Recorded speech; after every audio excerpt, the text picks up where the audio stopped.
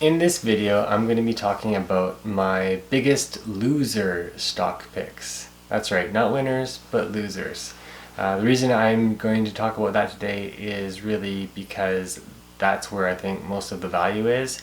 I could sit here for the next 10 to 15 minutes talking about how awesome I am, about all the amazing stock picks and money I've made from my amazing investment abilities, but I think the greater value is in sharing stocks where I've actually lost the most amount of money and the lessons I've learned along the way. Quite frankly, if you've been at this for any period of time as an investor and you've done reasonably well, you're going to have, I think, almost as many losers as winners. It just depends on really down to your position sizing and how well you did on the winners versus how badly you did on the losers.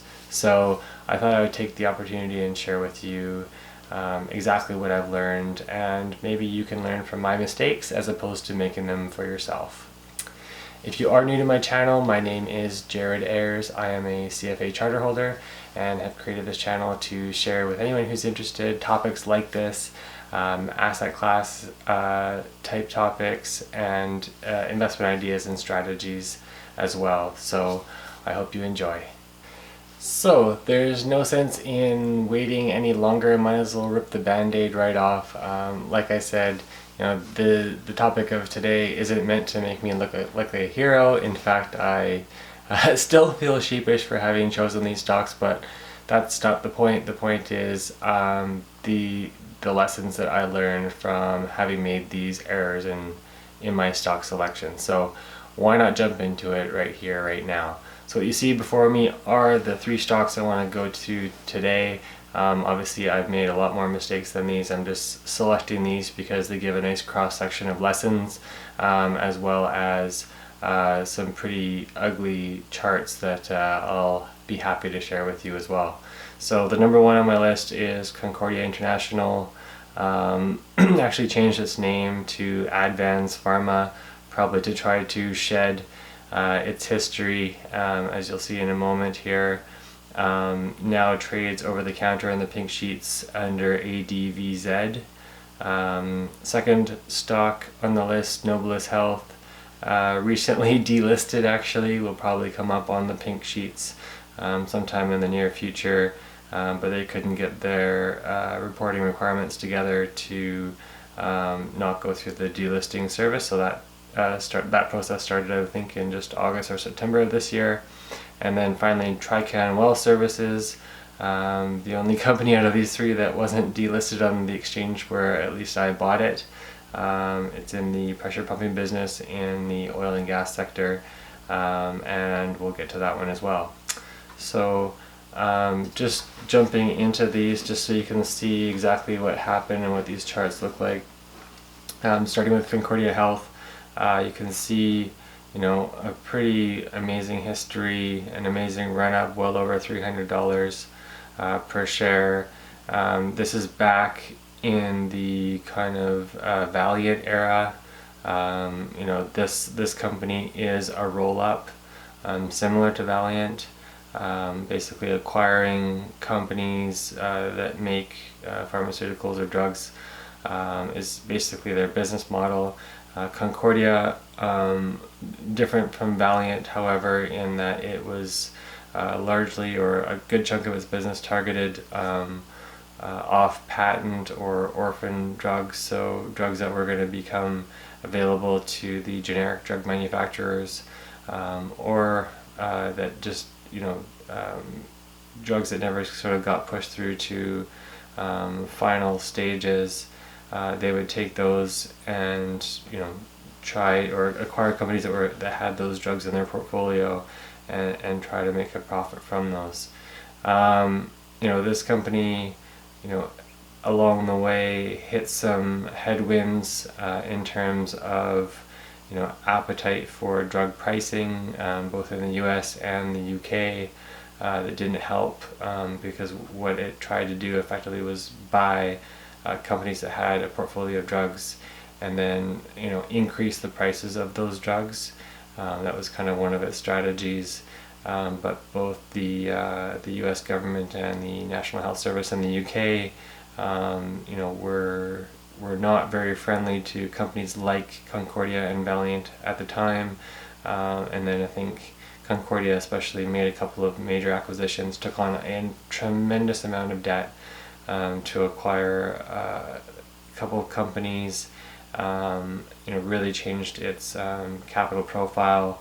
Would have had to make those companies generate a tremendous amount of revenue and profit. Again, in the midst of these headwinds that they were facing. So, and some questionable tactics from senior management of Concordia, especially with the CEO moving his shares into a different company, and just stuff that should have raised red flags sooner. For me, had I been watching a little bit more closely what was going on. So in this chart, you can see my purchase price was right around the $30 mark. So, again, it had been falling a long way. And, I guess the thought process around, that stage, it had made a couple of acquisitions that looked very promising. And, one thing after another happened, and it just kept kind of spiraling down. I finally just gave up, threw in the towel. It wasn't much more than about, I guess a couple of years, not even a couple of years after I bought it, 18 months or so. So total loss on that one, 92%. Not happy with it, but that was okay. So, I mean, insofar as I learned a few lessons and will benefit from that going forward. So just to summarize on this company, lessons learned: understand the underlying business. What are the macro/regulatory forces at play, particularly in the pharmaceutical space. You've got regulations around pricing, regulations around the approval of drugs, going into the market, and then also with a roll-up strategy, understanding exactly what's being acquired, whether that's a reasonable price to pay, whether management is being a little bit aggressive in their strategy or not. Second point there, watch for large changes in leverage, especially for acquisitions. So again, company taking on a tremendous amount of debt to make the acquisitions, introduces a lot of risk to any business.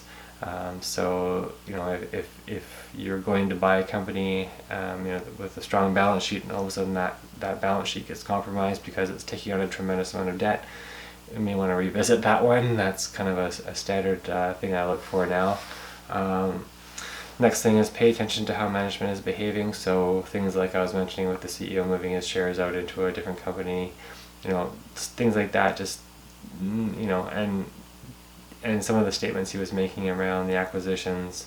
I mean, just trying to understand whether those probably were reasonable or coming from somebody who's just trying to make themselves look really good.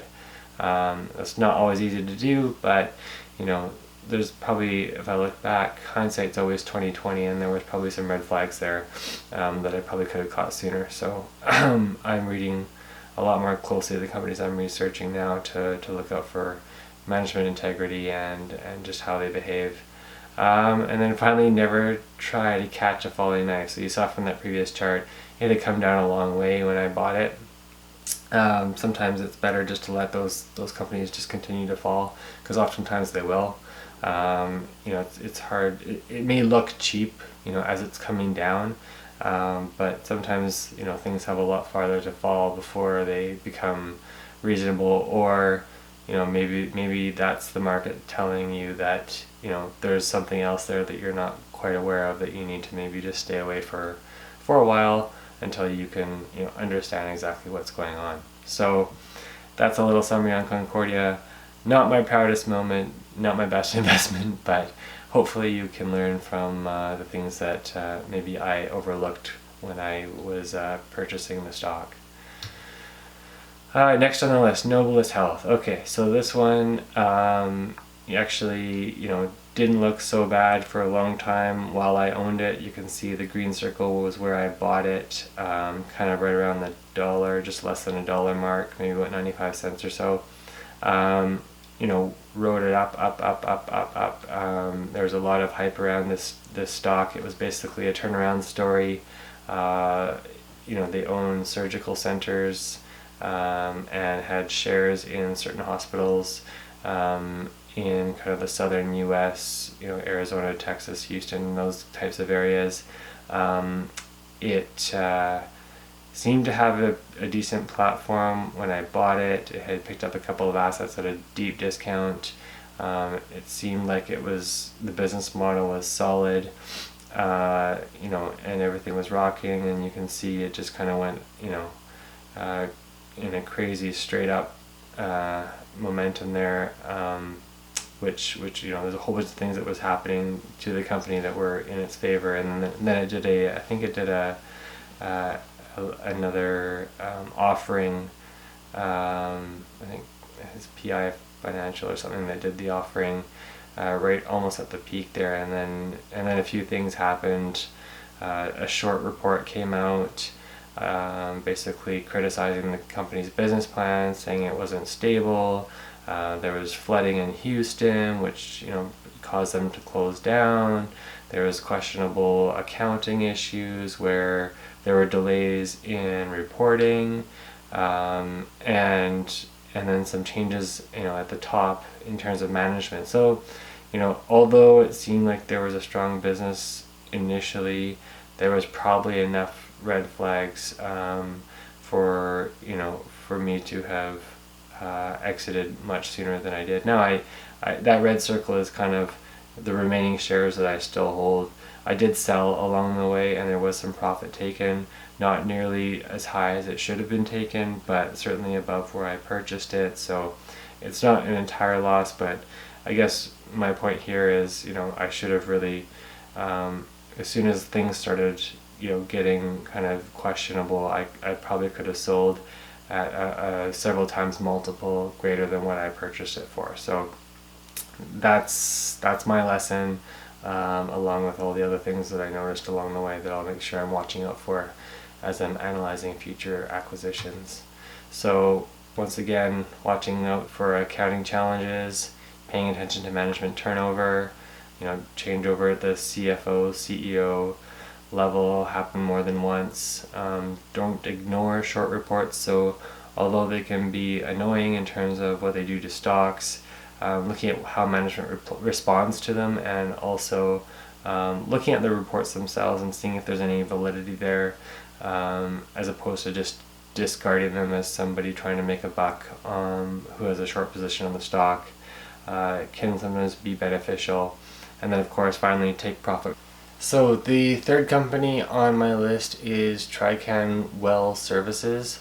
So this company, as mentioned previously, is in the sort of pressure pumping business in the oil patch, both sides of the border, Canada and US. However, you can see, at times it's had a pretty strong chart as high as, kind of the $30 range in 2005, and some other, points along the way getting up to $25. As late as in sort of 2011-ish there.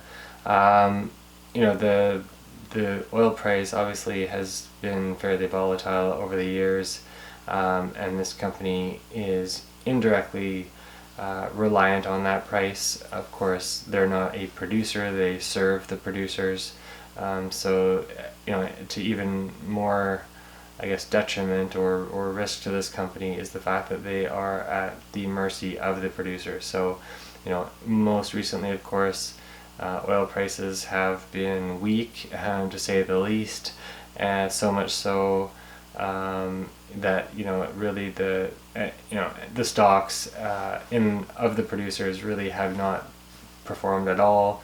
And really, I think there's just been more or less investor apathy towards the energy sector in general. And more on that is that the actual producers have been reluctant to do any additional capex to develop the reserves that they have, so they actually found it better to sometimes, in some cases, buy back their own shares rather than invest in more production, which really hurts companies like Trican Well Services, other pressure pumpers, other drillers, and there's nothing much they can do. It's also a tough business when the supply for services, or the demand, for services isn't there. Supply is still there, so now you're competing in a kind of race to zero environment where just to keep your machines running and your crews going, you're having to discount for whatever remaining work it actually is. So it's not a great environment. I don't see it changing anytime soon. I did exit the position, but obviously far too late, taking a 79% hit on this one. As in sort of previous lessons, I mean, there's a summary and a sort of understanding to come away from this one. In particular with Trican, they don't really control, right, what their destiny actually is. They just, they're like I said, they're at the mercy of kind of two things: one, a commodity, and secondly, a producer of that commodity. Understanding the competitive landscape and barriers to entry, so it's not hugely, it's capital intensive, but there's not a ton of barriers to entry in terms of just getting into the space, and it is quite competitive if the demand for services isn't there. That's just a reality of the nature of the business. And where I may have assumed, looking back at the chart, that the downside had mostly been achieved, never assume that the downside is limited or that the stock can't fall further. In reality, any stock can go to zero. That is the bottom. So that's one takeaway I did take away from this one. And then finally, don't be afraid to sell a falling knife. So unlike Concordia, where I shouldn't have tried to catch a falling knife, if you do own a stock that's falling, I mean, there's no harm in selling it and waiting to see if it provides an opportunity to get it back at a later date, even if that is at a higher price. So instituting some kind of sell side discipline, whether it's stop losses to a certain percentage below what you purchased it for. I mean, these are all tools you can use to try to mitigate losses and force you to kind of step away and maybe pause and reconsider whether you want to own the stock or not. So again, not my best investment, but hopefully something you can take away from in terms of the lessons I learned from that one. So again, I hope you found that video useful. That was the intention. I wanted to share with you lessons I've learned through my past, and things that I think you may want to consider yourselves when investing in stocks. Again, not to say these are all my investments. I've made a lot of money on my other ones, but I need to share and show people that this is a game of patience, and there are lessons to be learned along the way. You want to make sure that you are doing as much due diligence as you can when you're buying stocks. It's tricky, to say the least, and you have to know what you're getting into. So take it what you will. Hopefully you got something out of it. If you did like the video, please do give me a thumbs up. If you are new to my channel and you haven't yet subscribed but you want to see similar content in the future, please do hit the subscribe button. And if you want to share anything, questions, comments, or concerns, feel free to leave those at the bottom in the comment section as well. Until next time, thanks very much for watching.